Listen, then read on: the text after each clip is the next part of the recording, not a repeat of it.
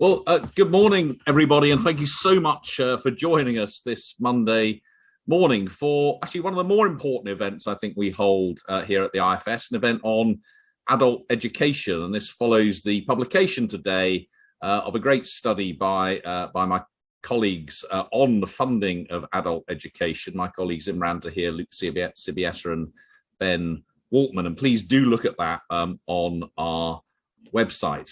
The running order today is we're going to kick off with Imran Tahir, who's one of the authors of the report. And then we've got four fantastic panelists who will be speaking on the topic. First, Patrick Bennett of the University of Liverpool. Then we've got Alison Wolfe speaking. I'm being asked to make very clear in a personal capacity and as a professor at King's College London, and not in her more official capacity in government. Then we have Alan Francis, who is both the Deputy Chair of the Social Mobility Commission and probably more importantly has been Principal and Chief Executive of Oldham College for the last 12 years, I think. And then finally, Andy Westwood, who's a Professor of government practice at Manchester University and has been working on this topic certainly since I was in the Treasury back in about 2005 when he was writing essentially the Leach Review, which some of you watching may remember from those days back in the era of the new Labour government. Only other thing to say is that you should all have a link to Slido.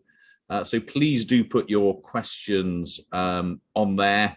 And if you like someone else's question, do vote it up, because I will see the ones at the top of the screen with the most votes first. We'll hand over one speaker to the next without me interrupting. And the last thing I should say is that Luke Sibieta is also on the webinar, but won't be speaking initially, but will certainly be available for any of the difficult questions afterwards. I will stop there and hand directly over to Imran. Good morning, everyone. It's a pleasure to be speaking to you today. I'm really excited to be discussing the report we've just published this morning on adult education, the past, present, and future. Over the past couple of years, there have been a range of major reforms to adult education policy, which are going to fundamentally impact the adult education landscape. In this presentation, what I'm going to try and do is provide you with an overview of current UK government adult education and skills policy, and draw out some of the implications for how policy reforms will impact learners both now and in the future. I want to begin by taking you back a couple of years to September 2020. The country had just emerged from the first national lockdown, and policymakers' attention were turning to how they would stimulate economic recovery, plus deliver some of these manifesto objectives, for instance, levelling up. It was in this context that Boris Johnson made a speech at Exeter College where he set out his government's vision for skills policy, the lifetime skills guarantee, which I feel is rather nicely encapsulated in this quotation here. So my message today is that at every stage of your life, this government will help you get the skills you need. Now, I quite like that as a quote. I think it's quite bold and it sets out clear vision for skills policy. However, the quote and the speech in itself were vague on which policies the government would actually implement in order to deliver this guarantee. So fast forward a couple of years, we've learned a lot more about the policy reforms that the government will implement in a bid to implement this lifetime skills guarantee. And there are a whole range of different reforms which have become evident over consultation documents, other government reports, spending review and budgets. However, I think we can, and what we do in this report is we break all of these policies down into three categories. So firstly, additional spending on adult education. This is primarily targeted at adults with low levels of qualifications, trying to make it easier for them to gain access to training and qualifications. Secondly, what's been called the lifelong loan entitlement. This presents a radical overhaul of post-18 education funding. So the way in which students access loans for degrees and higher technical qualifications is scheduled to change rather drastically in the next few years. And lastly, a wider set of reforms to technical qualifications, which are really targeted at improving the quality and standards of various different vocational qualifications, but also introducing new qualifications, such as T-levels. So what you can see is that this is quite a broad and wide-ranging program of reform, which really has the potential to affect every adult learner, from those studying basic skills courses at local colleges, right through to those studying degrees and higher technical qualifications at universities. In the remainder of this presentation, I'm going to go through each of these broad policy categories in turn, analysing exactly what the government has said they'll do, what we don't know about what the government is doing, and trying to draw out some of the implications these reforms will have on learners both now and in the future. So let's begin with this additional spending on adult education. One of the key highlights from last year's spending review was the government announcing an additional £3.8 billion in skills spending over the course of the Parliament. And in the spending review, the government actually outlined some of the spending programmes. Being £2.5 billion for a national skills fund to be spent on a variety of different skills and training courses, additional apprenticeship funding, and also £560 million from the UK Shared Prosperity Fund to be spent on this new programme called Multiply, which would provide basic numeracy training programmes for adults who don't currently possess a C grade in GCSE maths. So taken together, that's quite a lot of spending, and indeed what we estimate is that this equates to an additional £900 million in real-term spending in 2024-25 relative to what was spent in 2019-20. So that's quite a significant boost in the annual amount of spending on adult education. However, the context is really important here. And what we show in our report is that there's been a significant decline in total spending on adult education over the past decade. This chart shows you the total level of adult education spending broken down by whether it's apprenticeships or classroom-based adult education between 2010 and 2020. So at the start of the period, total spending was just over £5 billion. Ever since then, we've seen a decline, and that's been driven by two factors. Firstly, a freeze in cash terms funding rates for the adult education budget, and also a reduction in the eligibility of funding that learners have access to. And as a result of those two factors, we've seen almost year-on-year declines in the total level of spending on adult education, such that by 2020, total spending on adult education was just over £3 billion. So that's a fall of around 38% over the last decade. Now, what will this additional spending set out in the last year's spending review do? Well, this slide shows you the same chart as in the previous slide, but now I've added a bar which shows forecast spending in 2024, 2025. And what you can see is that all of that additional spending gets you back to the total spending levels that you saw in around 2015. That's still 25% lower than spending levels in 2010. So all of this additional spending only partially reverses some of the cuts we've seen over the past decade. Now, and we're looking at spending figures can be slightly abstract, so let me try and make it more tangible what the results of these spending cuts are. This chart shows you the total numbers of adult learners studying at various different levels between 2010 and 2020. You can see that at every single level, the total numbers of learners starting the qualifications at different levels has fallen quite significantly over the period. That's mainly as a result of these funding cuts. And just to be clear here, level 3, so the blue line, that indicates A-level or equivalent qualifications. That fell around 33% over the past decade. The yellow line you can think of as GCSE or equivalent qualifications. There is about a 50% decline over the period. And the green line, that refers to basic skills courses. So things like functional skills in English and maths, and English for speakers of other languages. And again, there's a significant decline, over 50% across the period. So we've seen really sharp falls in the number of adult learners starting qualifications every single year. So that's why it's important to ask, as well as what is the total amount of money being spent on adult education, how exactly is it being used to support these low-skilled adults?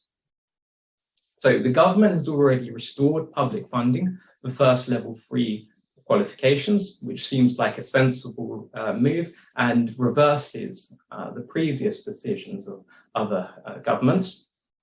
However, there isn't a commitment to restore full funding for lower level courses.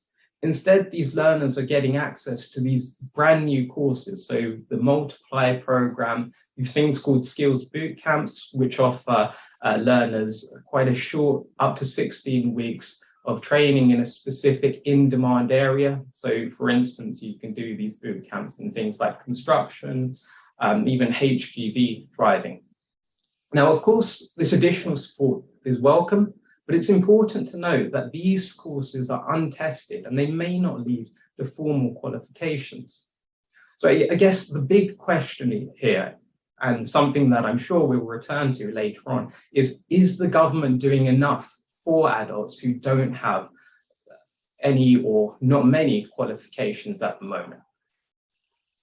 So let me not dwell too much on that point. We will, I'm sure, come back to it. Instead, let's move to the opposite end of the scale. Degree students and students taking higher technical qualifications. These students are going to be affected by the introduction of the lifelong loan entitlement. The lifelong loan entitlement, which is due to be introduced in 2025, is going to give everyone access to funding for the equivalent of 4 years of post-18 education. So those of you familiar with the post-18 education funding system may be asking, how exactly is that different to what we have now? Because at the moment, you can access a loan for a 3-year undergraduate degree, plus you can get some money to do a master's qualification. Well, the ELLE seems to change the existing system in 3 ways. Firstly, it's going to unify the student finance system for higher education and further education courses. So currently, there are some sub-degree qualifications at level 4 and level 5 for which you access higher education financing, whereas others you access a separate funding stream from the advanced learner loan system. The key difference is that advanced learner loans don't also offer maintenance support. The LLE will bring these 2 systems together and create a unified system for post-18 education funding. The second important change is that the LLE will introduce funding for separate modules. So rather than accessing a loan for an entire year or degree course, you'll be able to access a loan for specific modules. And thirdly, the LLE will reform equivalent and lower qualification or ELQ restrictions. Now, these are rules which prohibit you or make it very difficult for you to access loans for qualifications at or below your highest current qualification level. So for example, if you've studied a degree, it can be typically very difficult to access funding for a sub-degree qualification in something like construction, for instance, even if that would be valuable to you. So all of these changes are trying to make the funding system more flexible and enable more people to take higher technical qualifications at level 4 and level 5. Now, this all seems great in principle, but it's very difficult to evaluate what the impact of the LLE will be, because there are a range of things that we're currently uncertain about. Now, let me just pick out 3 questions that we really do need answers to. Firstly, which courses will be eligible for this new loan entitlement? For instance, will 5-year undergraduate degree courses be eligible for this entitlement? Secondly, will universities and colleges actually provide modular courses? It's all very well giving learners the option of being able to access funding for specific modules, but if universities and colleges aren't supplying these modular courses, well, then there's not much point.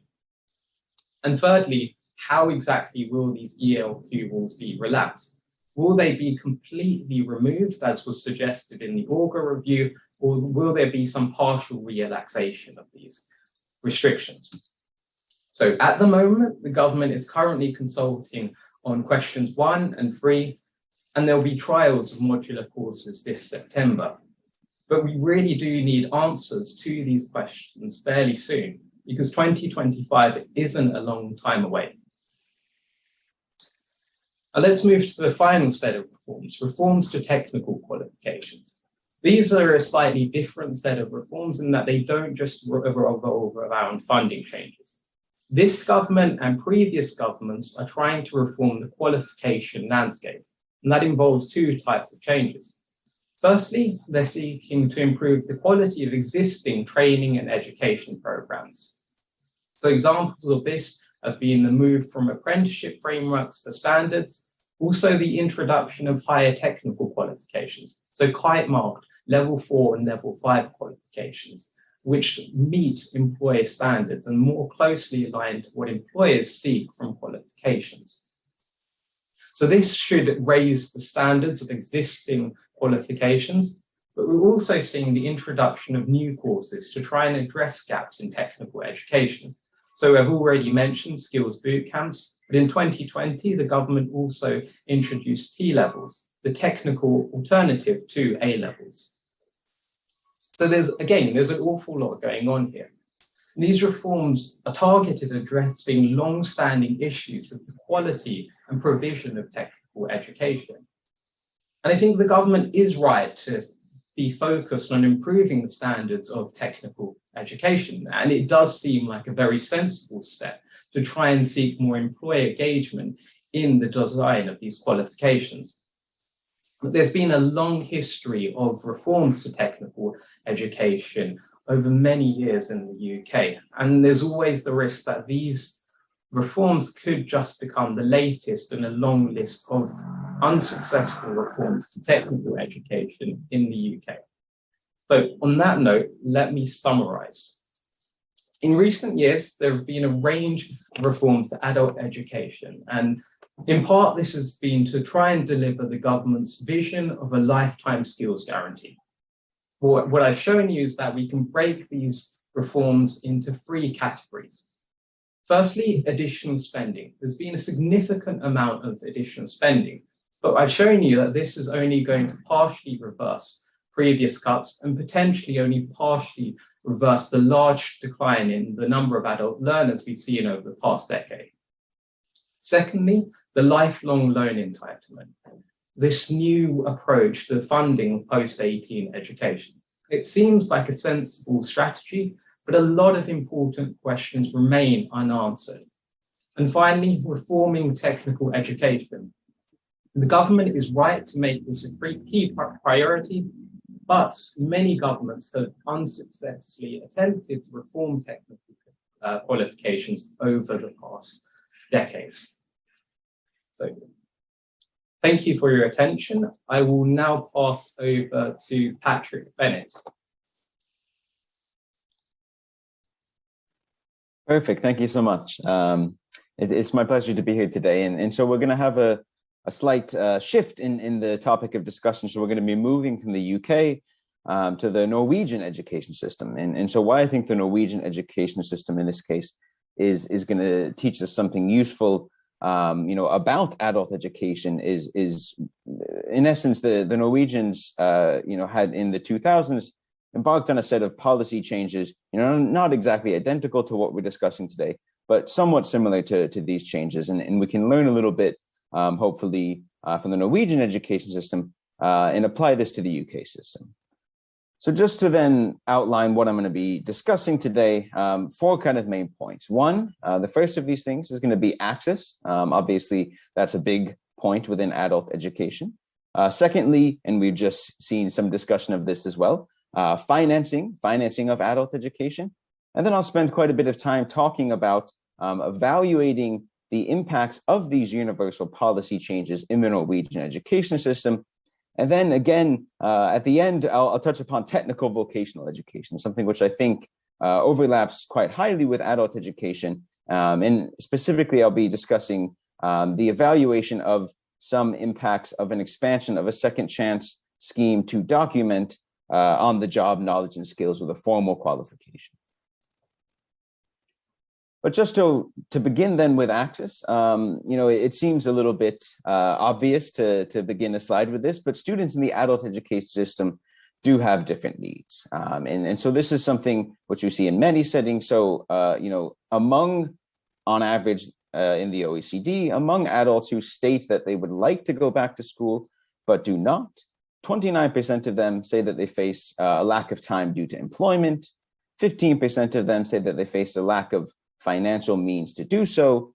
And then another 15% of them say that they face a lack of time due to family. So obviously what this paints a picture of is a different set of needs among the adult student. What we see in the Norwegian setting is quite similar as well. So at the time that these policy changes in the Norwegian adult education system were taking place, there was a big discussion of who should finance adult education. This was a discussion between the companies, the government, and the unions effectively on who should actually be footing the bill for this. And then there were obviously, huge links in the data that we're looking at between kids in the household. So this kind of family time and the ability of both men and women to go back to school. So secondly, on financing, I'm just going to begin with a couple of quotes. And so to begin with, again, from the OECD, sufficient funding for the implementation of adult education is a necessary condition for its successful implementation. So funding is going to be a huge deal.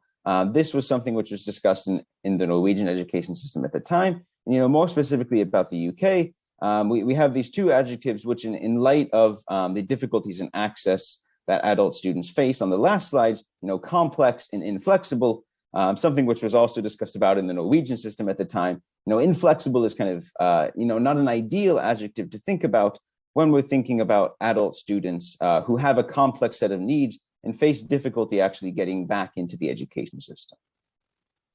Secondly, I have a quote from a New York Times piece, it was a couple of weeks ago now, on student debt in the US.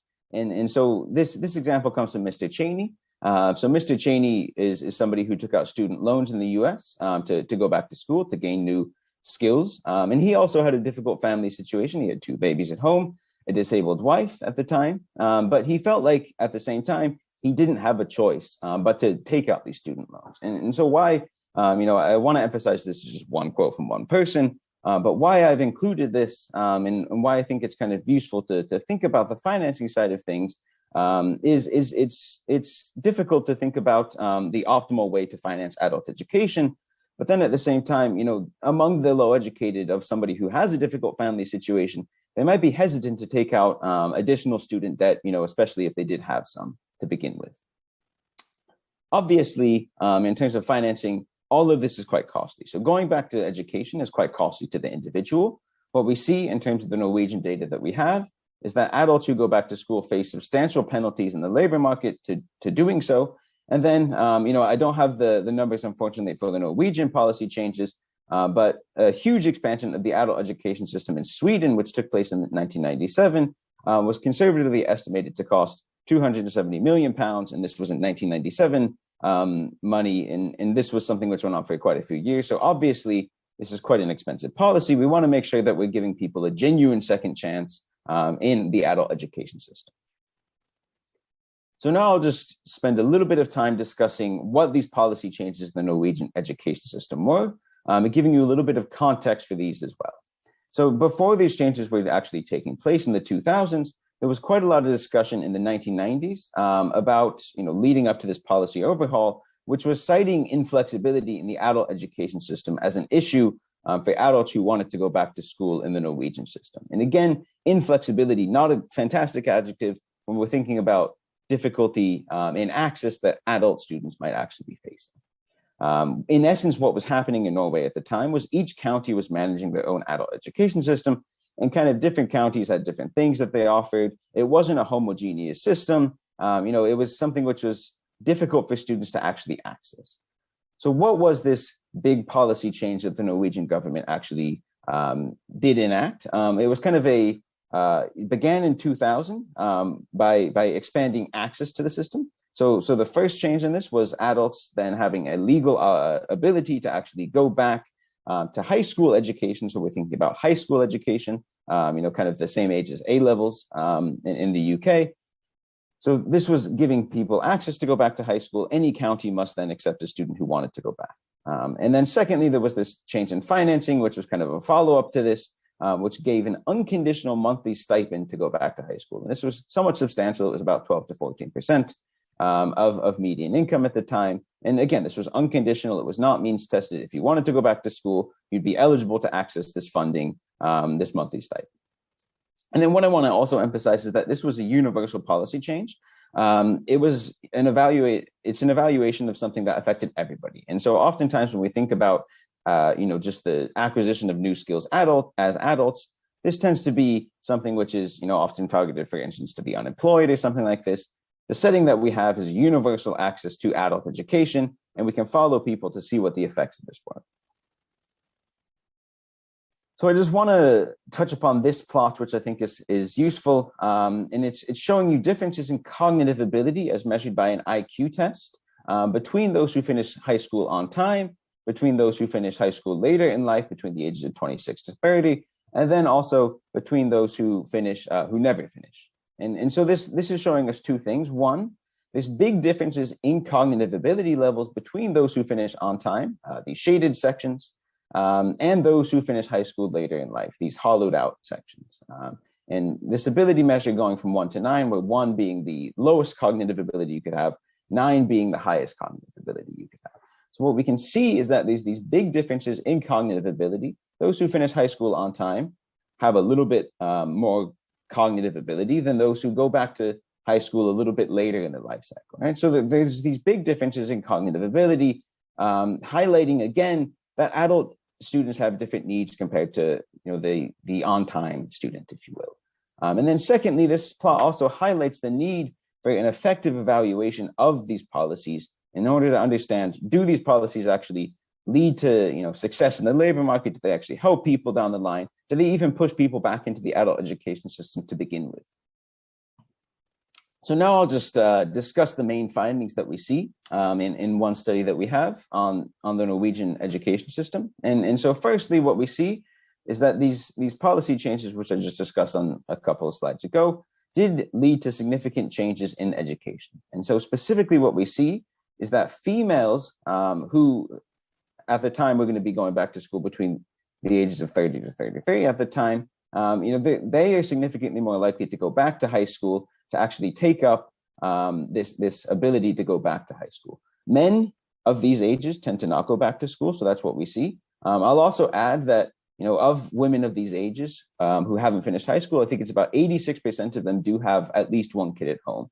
So a lot of the sample does have a child at home, and even still, this policy change that the Norwegian government did implement did actually push women back into the adult education system. I'll also emphasize that what it looks like from the data that we have access to is that expanded access alone may not be sufficient. So it seems like once this financing change actually does take effect, it seems like that's what actually pushes people back into school. And we can see in the data as well that people actually do take up this stipend. So there is a significant change in people who actually do take up this stipend.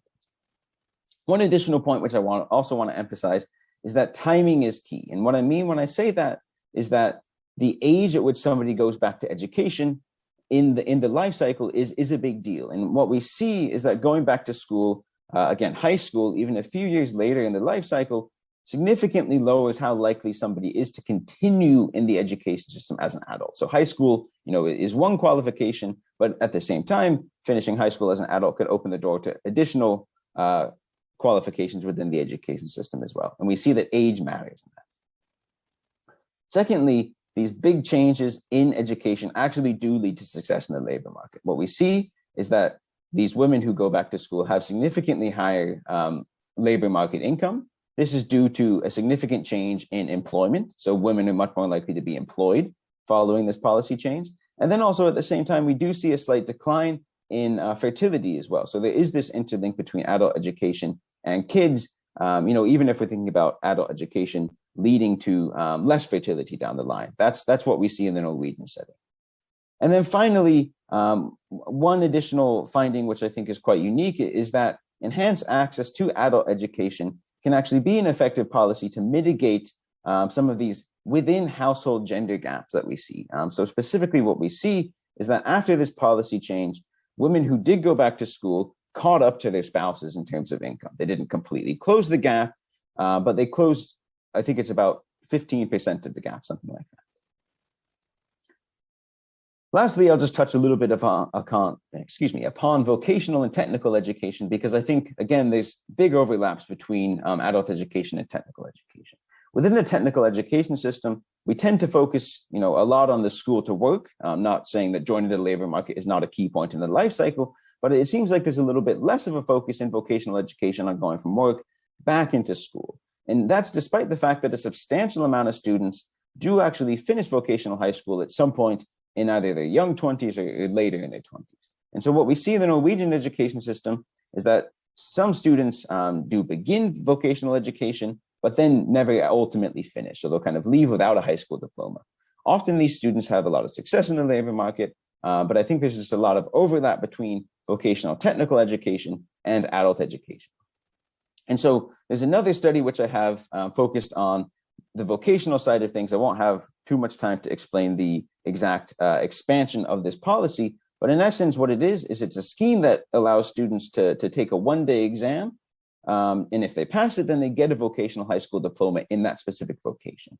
And so what I see is that following the expansion of this scheme, those who are laid off actually do go back to school. So again, an expansion of policy in adult education does actually push people back into the adult education system. And it seems like this vocational scheme allows people to have success in the labor market well into adulthood. And so specifically, what I want to emphasize is that after the expansion of the scheme, those who are laid off are significantly less dependent on unemployment benefits later in the life cycle. So not just in the aftermath of being laid off, but much later in the life cycle as well. So it seems like this second chance scheme, also within the vocational education side of things, does lead to benefits in the labor market. I'll just sum up then what I think we can learn and gain some new knowledge about from these host of policy changes, which I've just discussed in the Norwegian education system. So one, I want to emphasize that it seems like policy does matter. It seems like there's a lot of people who are on the edge of going back to school as an adult. And it seems like if we expand access or give funding to these students, it seems like they do actually go back to school as a consequence of this. It seems like money also does matter. Specifically, we see that this unconditional school financing in the Norwegian system is quite key in pushing people back into adult education. Secondly, the timing of when adults actually do go back to school is quite key. Younger is better in terms of continuing with additional education beyond the high school level. This universal policy change, which we look at, did boost female labor force participation and did lower inequality within the household. In all of what we're doing, we see big differences between men and women. So I said at the beginning, adult students have different needs. It seems like men and women within the adult education system also have different needs as well. And then finally, obviously the Norwegian and UK education systems are not identical, but it's interesting and of note that the motivation for the lifetime skills guarantee is kind of actually quite similar to what was being discussed in the Norwegian adult education system at the time. And so just below, I've included a quote, loosely going from Norwegian into English, saying that all adults who haven't finished high school and who wish to do so should actually be entitled to such education. I think I'll just end on that point. Thank you all for listening. And it's my pleasure to now pass off to Professor Alison Wolf, and I'll just stop my slides as well.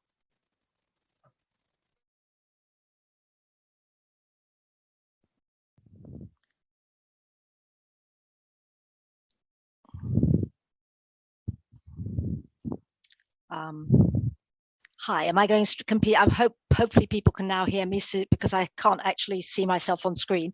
You look and sound fine, Alison. I look and sound fine. Okay. All I can see is a slide that says Paul Johnson. Hello, everybody. And I'm extremely pleased to be taking part in this. And thank you for two absolutely excellent presentations, which I think are going to help us all, those of us who have an interest in this field, to orient ourselves to the main questions that are posed in the next few years. And just to explain a little bit more about myself, I am indeed a professor at King's College London. I was a member of the Auger Review, and I'll come back to that later, which was a major review commissioned by Theresa May to look at post-18 education and funding.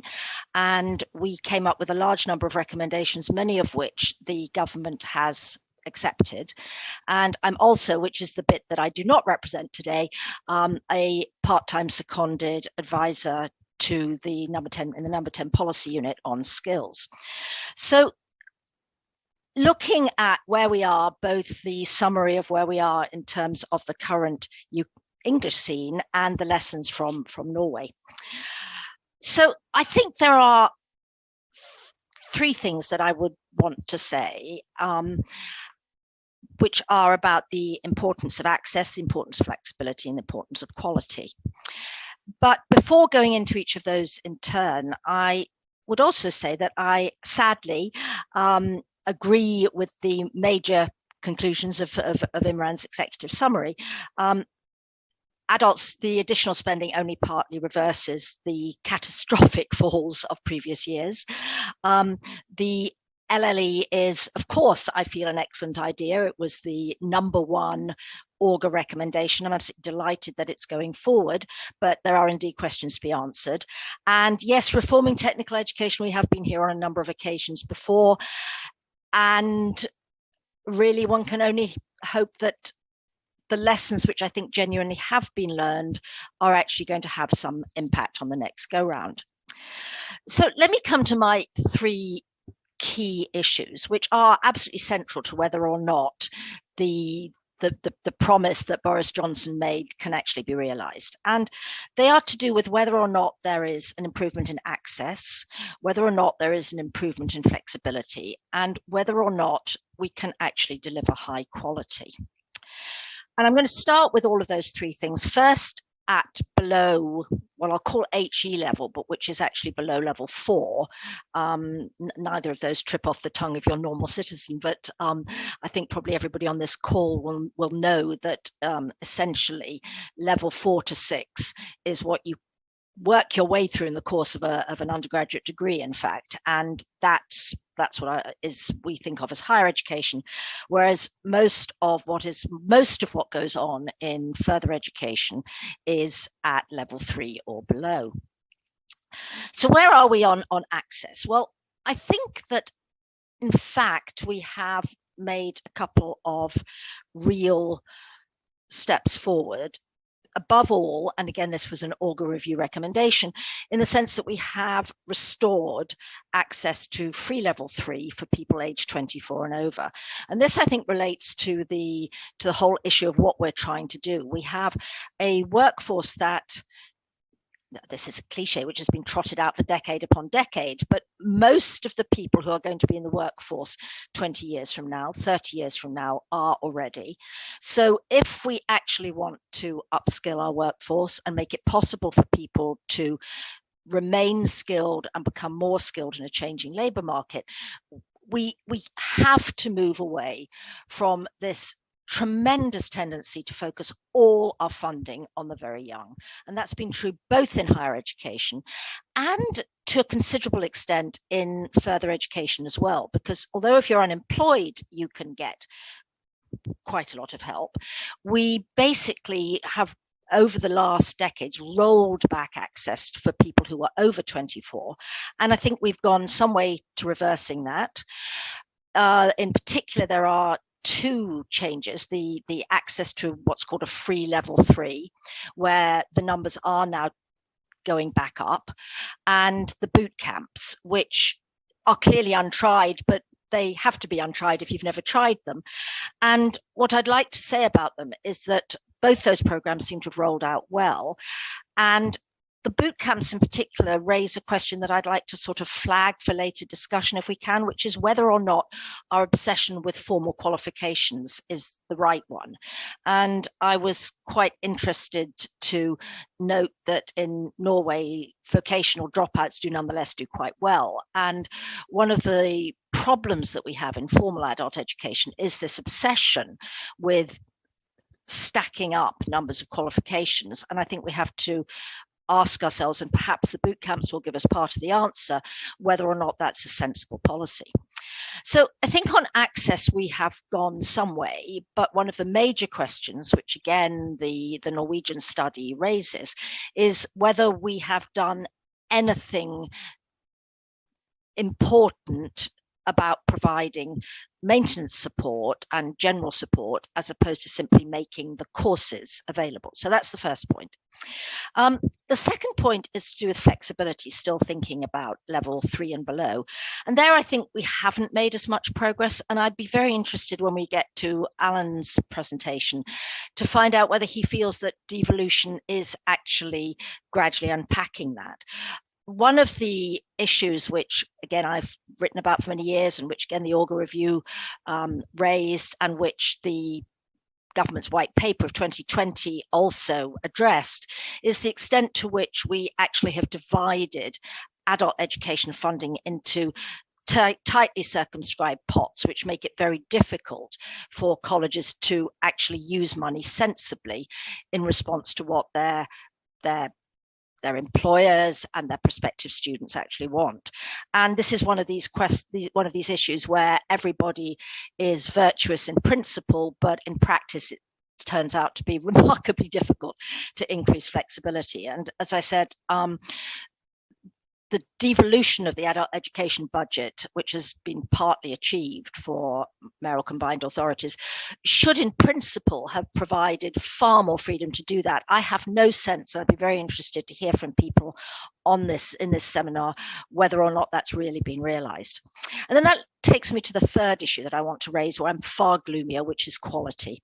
And I'm gloomier about quality for a simple reason, which is to do with the funding. Now, we tend to look at total amounts of money and we tend to look at numbers of qualifications. I don't think either of those is the right way to look at it. What we have at the moment is a funding approach which ties funding to individual qualifications. If you have a lot of qualifications because you're stacking up lots and lots of low value ones, that doesn't actually deliver you a high quality adult education system. My own sense, looking at the data that you put up early on, Imran, about a decline in below level 2, is I'm far less worried about that than I am about declines at level 2 and level 3. And the big worry underlying the overall decline in adult funding is the consistent, because difficult, reluctance to address what's known as sort of base rate, how much you actually pay for an individual qualification. And I think that until we actually look at that and look at the widening gulf between the amount per student that we provide at school level and the way that we continue to fund adult education on a per qualification basis, which may or may not pay attention to the costs of high quality.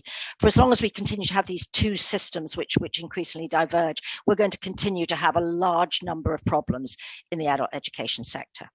So access, flexibility, quality, I think some successes, as I think Imran, you also thought, but some really major questions for me, which I hope other speakers will address. And then on the higher education front, well, clearly I would be pleased about the LLE, wouldn't I? It was the #1 Auger review. It was recommendation. I don't know whether it will have the impact that we hope it will, but until we try it, we will never know. And again, there are, of course, many questions to be answered. And anybody on this call who has ever worked in or around government will know that there are, people are looking at the detail. The amount of detail is, as always, terrifying. You do need some answers. This is not because everything is already wrapped up and nobody is telling you. the consultation is out. We'll see. But one of the things that I would like to say, by the way, is nobody's going to abolish medical education. So in that sense, that's not an issue. But I think, again, the really unanswered question is whether or not the increase in flexibility, which this undoubtedly provides, will also be enough to increase access. We have got more and more and more of our higher education funding over the years going to 18 to 21-year-olds in full-time courses. For all the reasons that I've already discussed, we need to reverse that. Will a flexible loan system be enough? I think the answer is we honestly don't know. And a lot of it will depend not just on whether or not universities respond by providing modular courses and colleges respond by providing modular courses, but whether or not individuals feel confident in taking out maintenance loans and whether the access issues are solved along the way. So that's where I think I'd leave it. I think that quality is the major issue in sub-higher education, and it's related to funding. I think we have a question mark over whether counting qualifications is the main issue. I personally have a question mark over whether or not we're doing enough to secure college capacity in the years going ahead. And the one thing that I'm absolutely sure of is that we will continue to fiddle with the higher education student loan system for the foreseeable future, well into the next 22nd century. Thank you very much.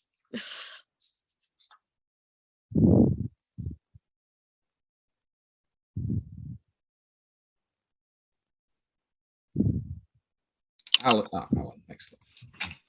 Hi, Paul. Thank you very much. Thank you, Alison, for that, and thank you to our two presenters for some really interesting.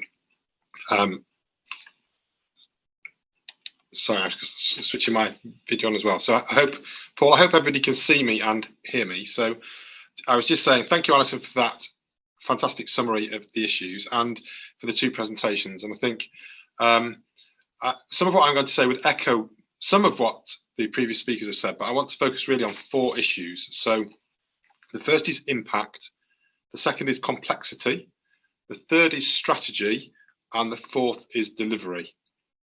So in terms of impact, I mean, some really interesting lines of inquiry, I think, in the research that was presented about the impact of adult learning. But it still feels to me that there's quite a lot that we don't know about the impact of adult learning. So I would say when we look back at the levels of funding, it's important to be aware of that. And of course, it's important to see the significant shift in investment, and we want to see more. But it has to be allied with an understanding of what we're going to do with it and being impactful. And if I just cite you one example, when we did our economic review recently in Oldham and looked at changes in adult, the data relating to adult skills, I think we found from 2005 through to today, we'd reduced the number of adults in Oldham with no qualifications from 20% to 10%, which feels like in itself good progress, but actually it's unclear what benefit anybody has got from that. It's not improved employment, it's not improved wages, it's not led to any higher skilled work. And the point I think that comes out of that is we have to be careful at this point that Alison's made about, well, we can deliver lots of qualifications, but the qualifications have to be meaningful. So the quality of them is very, very important. And I think both in terms of previous funding and in terms of some areas of current funding, both in terms of adult learning and apprenticeships, it's not always clear that all that we're doing is having the impact that we want. So I'll just leave that question hanging out there for people to consider. The second thing is, although the increased funding is very, very welcome, and it goes to Alison's point about partly about devolution, but partly I think this would apply in other areas too. The system is not getting less complex, it's actually more complex. So if I just give you an example, on enrolment in my college now, where if an adult comes to enrol on a course, my team have to consider, are they funded through the new National Skills Fund?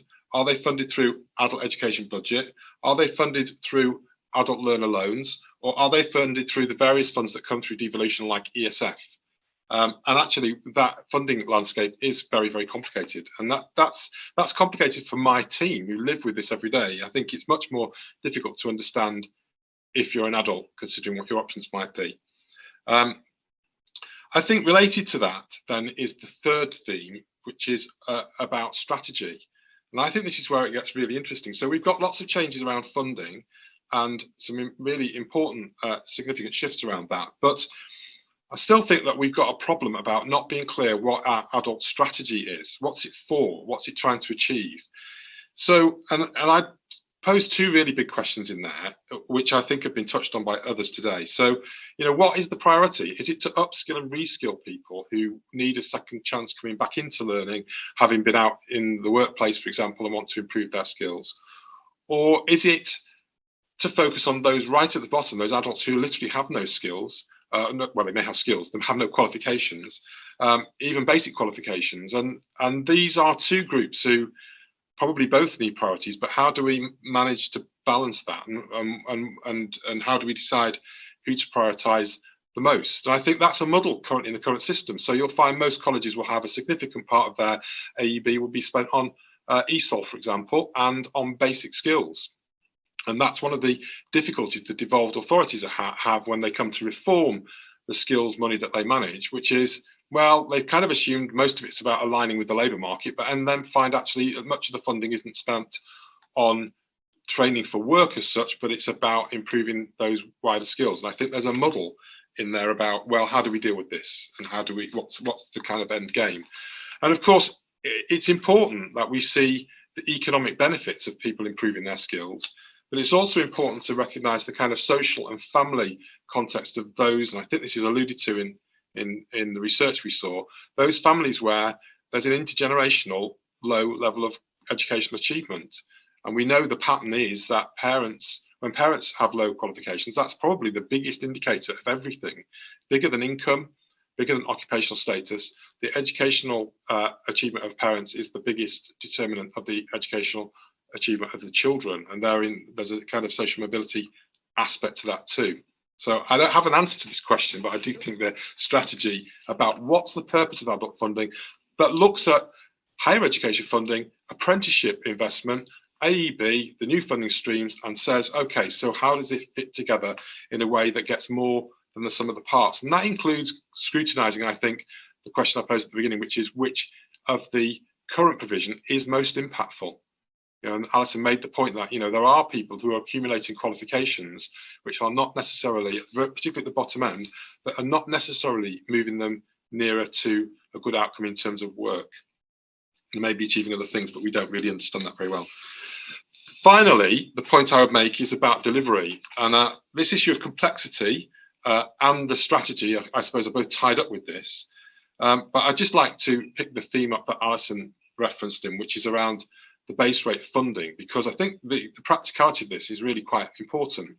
So for whatever reasons, possibly the fact that adult funding has been a smaller part of their budget and the base rate is very tight, many colleges, particularly unless they're in receipt of a very large adult contract, many colleges will focus their adult funding on what we would describe as kind of infill provision. So we don't have a lot of separate adult classes. The adults who are funded are infilled into 16 to 18-year-old classes, and many of those would be what we at my college call accidental adults. They're adults who came to us maybe at 16 or 17, have taken longer to do their level 2, and then they still haven't finished their level 3 at 19. Some are returners, but many would be in the position where we put them into infill classes. And that's because it's very difficult on the base rate that we currently have to make the full adult class work well financially. The margins are extremely tight. And of course, there's huge risks in running a course where you don't have sufficient numbers on that course, or you have dropouts, and then you not only struggle with quality, but you literally can't make it pay, whereas that risk is spread if they're infilled. And I think one of the challenges for providers is going to be, well, we're going to have to change our model, but that only works if the funding rate stacks up. And I think it's related to another issue on deliverability, which is really recruiting staff who can do this work well. And the very tight margins also presents some really big challenges there in terms of recruiting the people we need to deliver all of this training. So I think I rest my case at that point, really. So impact, being clear about what works and the impact of the provision we've got. Complexity, well, we need to simplify the funding and possibly the qualifications too. There's a bit of a mismatch too between 16 to 18, where we've got quite a lot of reform, and adult qualifications where we still have an awful lot to choose from. Then the lack of a really coherent strategy, which I think applies both nationally and in terms of devolution and localities. It's about what the fundamental priorities are, and they may not be exactly the same in every geographical area, but that's the point of having a strategy. It helps you focus your attention on the right things. And then finally, deliverability, which I think is a really big challenge. The hardest thing in any college at the moment is to try and recruit good staff and make this work on the margins that we've got, which is very, very difficult. So I think I rest my case on that, and I'm going to hand over for the final session to Andy. Thank you. Thanks, Alan, and thanks to everybody. Thanks to Alison and Paul and Imran and Patrick who've already spoken there. And firstly, just to say it's a real pleasure to be with you all, just talking about adult learning kind of generally, but also today to mark the publication of what's a terrific report. And for everybody kind of watching on YouTube or whatever, it's definitely worth your time going through the whole thing. I was quite worried, given who else was speaking, that going last would mean I'd have nothing left to say. But luckily, I've still got about 4 points that I think are worth making. I originally had about 15, but they've been trimmed down. So let me just concentrate on 4, all of which I think are very significant and in many ways kind of blindingly obvious. So let me take you through what I think those issues are. The first is that this isn't just a supply side problem. There are a range of issues and challenges on the demand side as well. Employer demand in terms of spend on training and the time that employees are spending in training have also been on a downward trend over not just over the same period, but actually to be fair to this government. These are trends that kind of were beginning to be in place before 2010. If you want to look at the detail of how significantly employer demand has fallen or employee participation has fallen, do look at the Learning and Work Institute's research. Recent report that they put out in May, I think, charts this on the basis of their kind of annual research data, and this is a real problem and a real fixture of England and the UK's problem, and it's part of the issue, particularly if we go back to kind of Alan's point about strategy. What is it that we're trying to fix? Is it here? Is it just the numbers of people with qualifications, or is it people with qualifications who are trying to do particular things? So there is a kind of real weakness that sort of matches the supply side problem on the demand side too. The second issue that I wanted to mention, which builds on what both Alan and Alison have said, is a problem around institutions and capacity. In other words, the infrastructure that delivers adult learning. And you can't have that sort of decline in funding over the period of time that we've seen it decline, as well as the kind of decline in demand, and not have a decline in the capacity and the expertise, the staff, the facilities, the dedicated provision that goes with it. And it's very difficult to rebuild that, actually. And I think policy has to recognise that it needs to rebuild that. And that you can't just switch demand on and off if that capacity isn't there.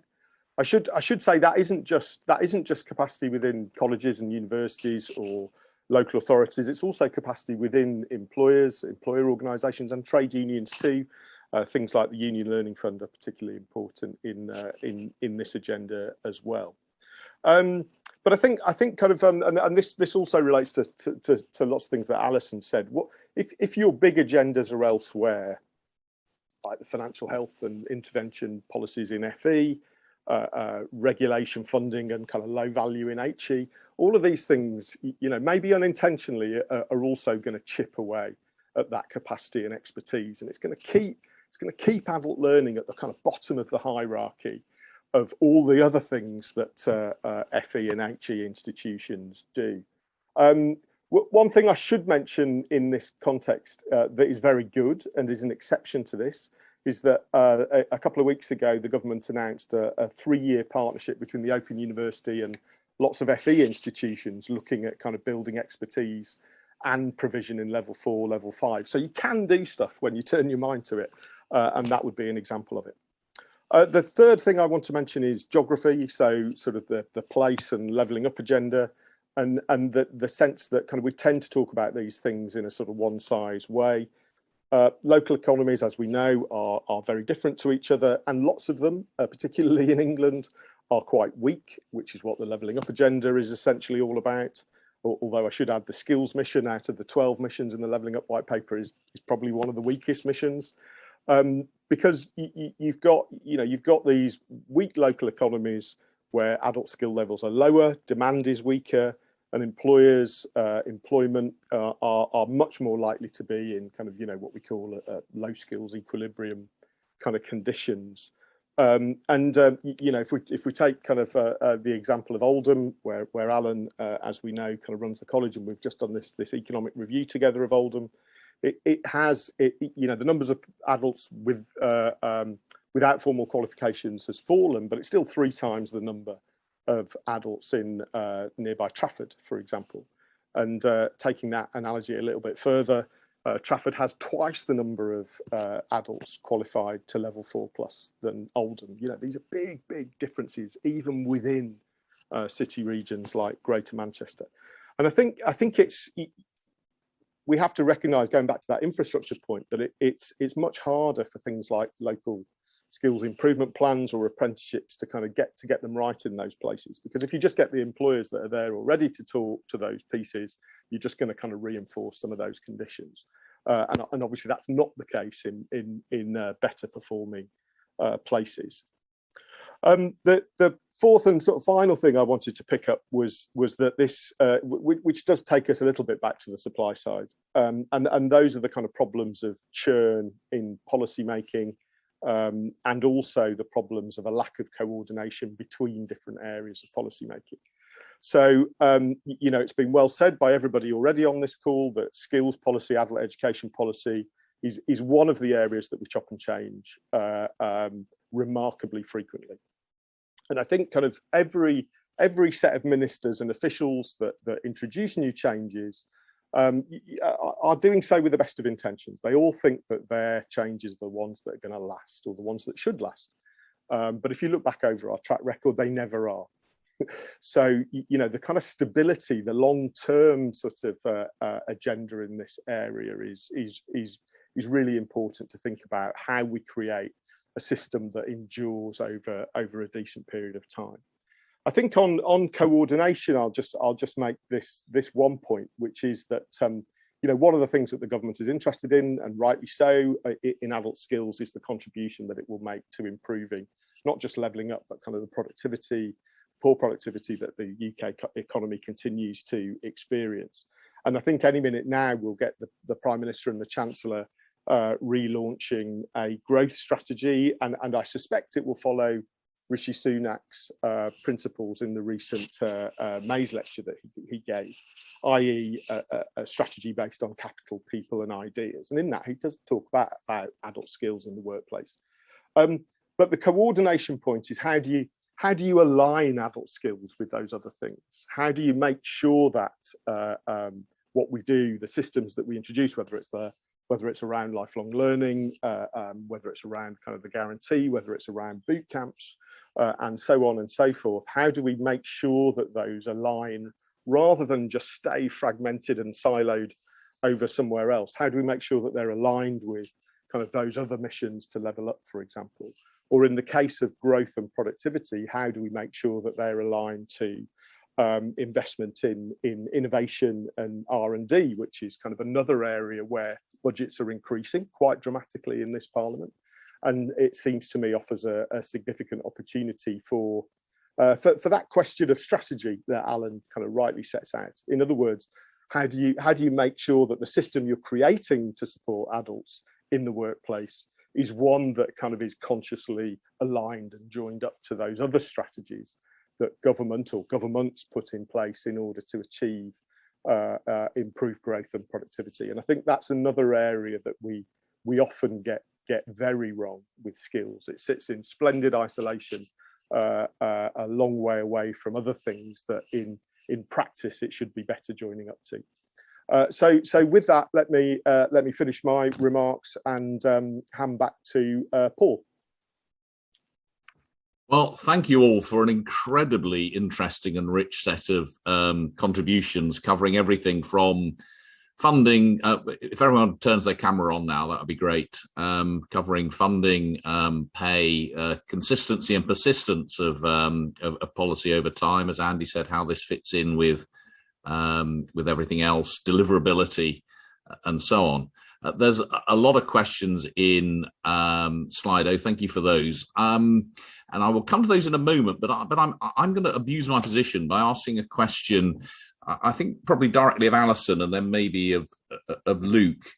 And it's about the lifelong loan entitlement. Alison, you said quite explicitly that you were very proud of that. And that was a big thing that came from Augur. But Luke, your publication sort of summary says for nearly all post-18 education routes, the loan entitlement is already at this or a more generous level. So I just wanted to, if the two of you could sort of help us understand, Alison, what it is that this LLE is that we don't have before, we haven't got now, and Luke, maybe why you conclude that that this is essentially not much additional to what we have now. That's okay. Well, I can answer the question about what's additional very easily, which is that it is actually going to allow you to borrow for modular learning. I mean, it's as simple as that. Right. At the moment, you can only borrow if you sign up for a whole course, and that's been one of the big motivations behind universities not offering modular learning. It's been one of the big factors behind the very dramatic fall in part-time learning. Now, it's never, things never have a single cause.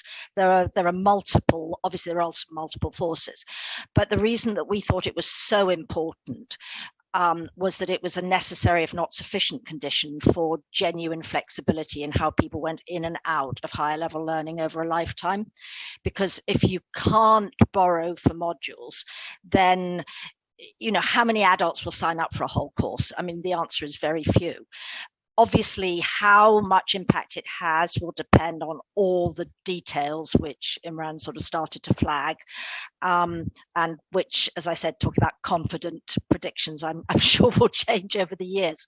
But it's that single most important point is that you can borrow for modules and you can therefore go in and out. And that actually also relates to my point earlier about our obsession with full qualifications. I think on Augur we have a hypothesis, which is that particularly for adults who are in the labour market, actually additional formal qualifications once you're in the labour market are not often nearly as important as those of us who are involved in formal education tend to think that they are. But actually, believe it or not, people sometimes just want to increase their skills, and this will give them a really flexible way of doing it, where you have an entitlement where you can actually sort of go into the student loan company, see what you've got, see how much you've used, see how much you've got left. I think it will not dramatically change everything the year it's introduced. I hope and believe and am moderately confident that over time it will change things quite significantly.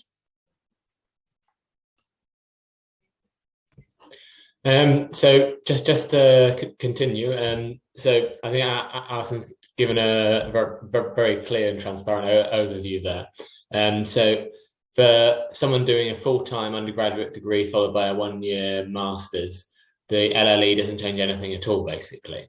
But I think that kind of reveals quite a lot about what we think about as being post-18 education, because your kind of first go-to point is doing 3 years of higher education and then 1 year as a postgraduate degree.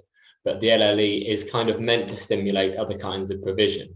And the uncertainty is about some of the rules that will shape that kind of provision, about what will happen with equivalent qualification rules, how modular funding will work and which qualifications will count as higher technical qualifications. And so one big change will be making sure that those who do higher technical qualifications, so HNCs, HNDs at further education colleges, are also eligible for maintenance loans, which seemed like a really inequitable, arbitrary distinction between those courses and undergraduate degrees. So for most of what we traditionally think of as being post-engineering education, it won't do anything at all. But the whole point is to stimulate other forms of provision. But we don't know precisely how the rules will shape what is and isn't covered, essentially. Wonderful, thank you. Let me stop abusing my position in the chair and go to the actual questions. It's a question from Chris Butcher saying a lot of emphasis on level 3. What more can be done to support adult learners who are not yet ready to study at that level? Alan, can I come to you on that one?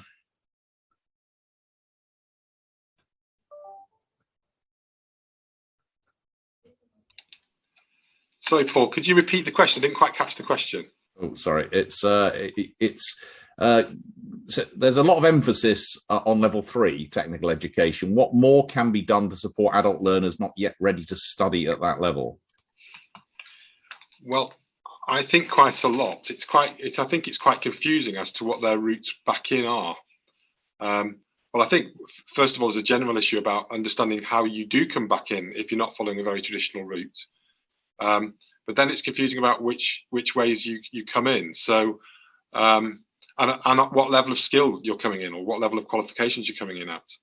So, I think that's where we're trying to kind of build kind of an escalator model, really, where you can see a real kind of progression route through, no matter where you start, to the point where you need to finish. But I think there's quite a lot of work to be done around that, both in terms of kind of qualifications, curriculum design from our end, and in terms of how we make the funding understandable to potential adult returners too. Would anyone else like to come in on that before we move on to the next question? If I may briefly, I think this is kind of one of the unanswered questions about how effective current government policy will be, is how it's helped with level 2 learners. And I should start by saying that I don't know whether the government is taking the right approach. So far, most of the support is for quite specific occupational needs to meet immediate labour market needs. So take, for example, someone doing a skills boot camp to get an HGV license. You can see how that meets an immediate labour market need and the benefits those individuals immediately. But what will the benefits of that individual be in 5 to 10 years' time? It may be that the efficient approach is to find another course for them to retrain when we have driverless vehicles at that point in time. But whether it's better than a formal qualification now that could stand the test of time, whether it would stand the test of time, I think this is kind of one of the unanswered questions. Do we help learners with few qualifications by providing very specific immediate occupational needs? Or can we, or should we provide some kind of formal general training? Yes, that's those are questions we've been asking for a long time. And let's let's carry on with that theme, because there's a question here also about level 2 and lower qualifications. And Alison, you said you weren't terribly worried about the reduction in big reduction in numbers. It was more about relative worries, I suppose. Obviously, any decline is likely to be worrying, but I think, and again, Alan and Andy, I suspect, will agree with me. Our adult education system has been marked by huge volumes of really very low level, very low quality qualifications. And one of the most alarming statistics for me was always the number of people doing, say, a level 1 who'd already done several of them. So you were getting ample and repeated evidence of people just churning around in the system, quite often bluntly because they'd been sent up to the college by Job Centre Plus. And these qualifications are really not doing anything very much for anybody. So I do actually think that the challenge of below level 3 is in many ways by far the most difficult. You know, once you get to sort of level 3, you're getting to people who are actually basically fairly fairly comfortable around the education system. I mean, you still want to make it simple, and I think we have a question mark about how we continue to let people retrain at level 3 rather than having sort of grade inflation, not grade inflation, level inflation. But I think the lower level is the one that everybody, and not just this country, by the way, finds the most difficult. So I think, Luke, coming back to your question about which is better, an immediate skill or a qualification, well, it depends which immediate skill and which qualification, I think, is the answer. But in terms of where I would put my money, it would not be on more and more entry level or even more and more level 1, to be honest, because I think for most of those people, the most important thing for them is to have employment, not to get more formal qualifications. My particular gripe is CV writing, but that's possibly deserves a whole session on its own. Yeah, Andy, could you respond on that as well on that? And I mean, including this issue around, I mean, when I was in the education department 20 years ago now, there was a huge focus on basic skills, literacy and numeracy and so on, which I have heard very little about recently. And is that something that's being lost in this this big reduction in below level 2? Do we know? Well, it's as Alan said in terms of his experience in Oldham, you know, people are still doing basic skills courses, and kind of, you know, the fall in the proportion of adults with poor basic skills in places like Oldham is quite significant. And programs like the you know, we've not seen the detail yet of Multiply, which seems to be which will come as part of the Shared Prosperity Fund, seems to be kind of another program in that tradition. But I think Alison's right, that you know, there are the tendency, I think, not just in this area, and of course we see some of the same issues at pre-level 3 in T-level and apprenticeships too. So it's not a problem that's uniquely about adult learning pathways. But I think kind of, you know, we should apply some of the same principles. So if modular education is a good answer for people at level 4 to 6, then it can be a good answer for people at levels 1 and 2. And then I think kind of the other big answer is to give more flexibility and power to institutions to work out what those modules and pathways are.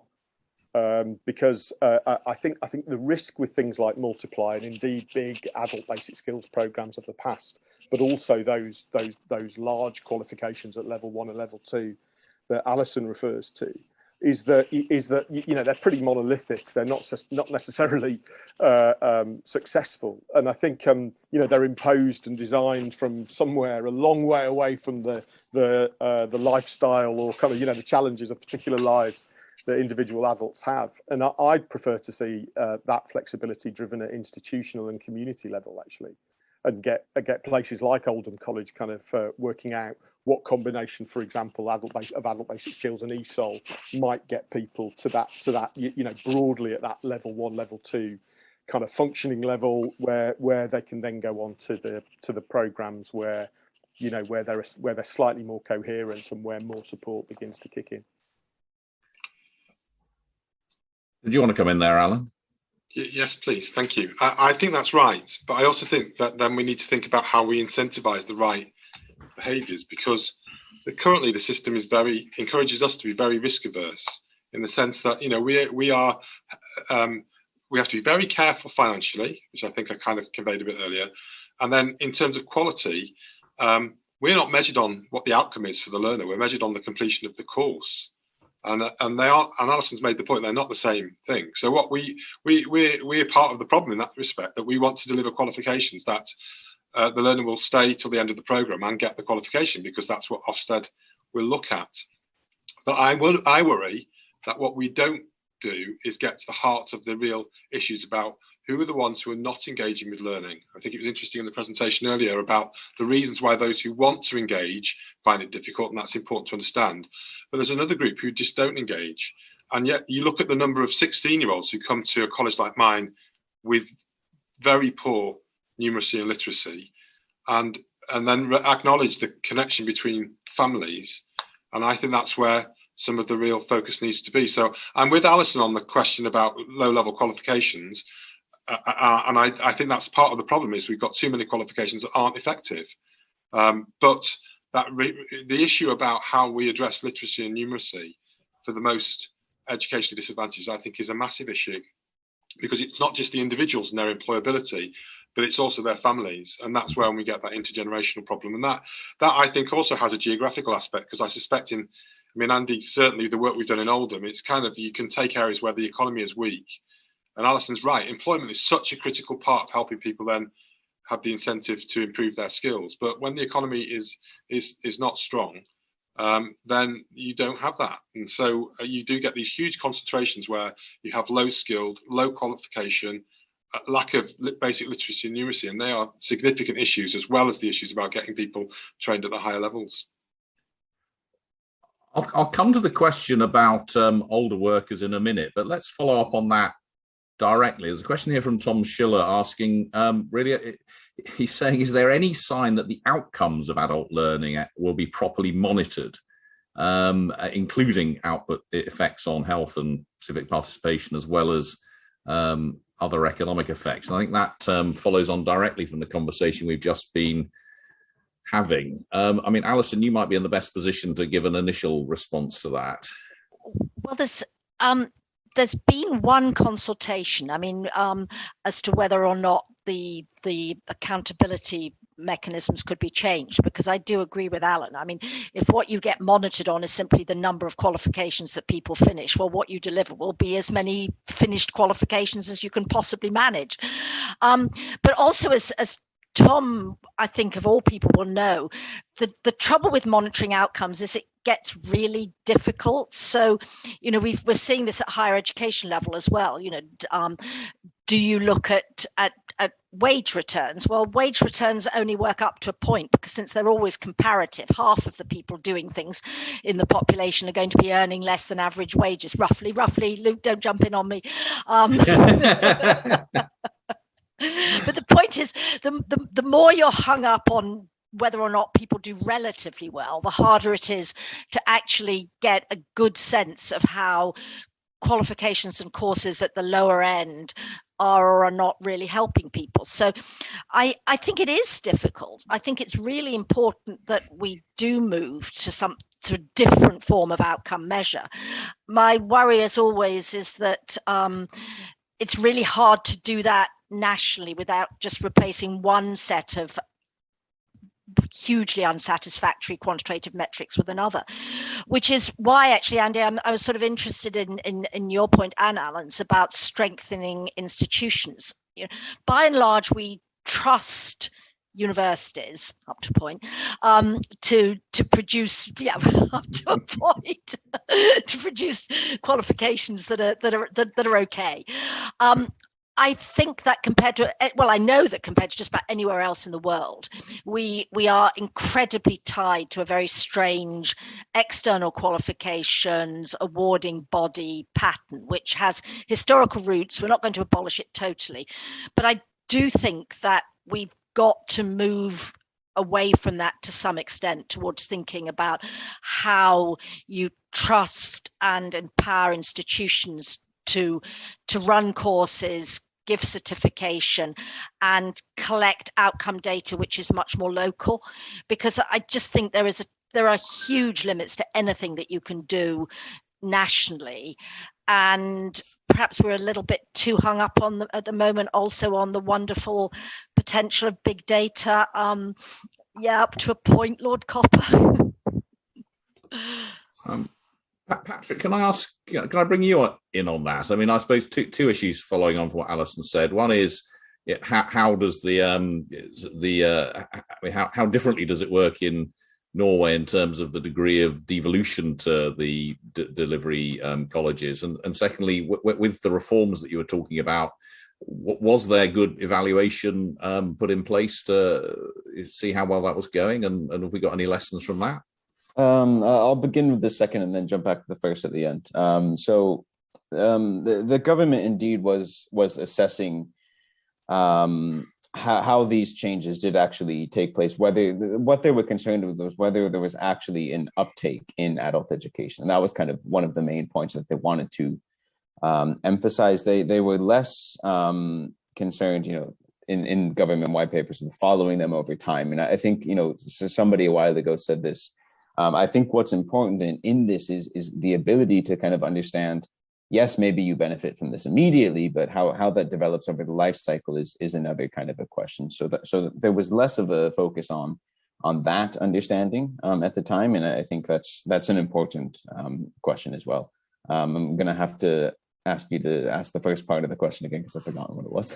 Well, Alison just commented on the extent to which in the UK we're unusual in having national awarding bodies and not providing FE colleges in particular with a great deal of freedom to sort of monitor and look after themselves. I mean, is anything from Norway or other international experience that you can say to that?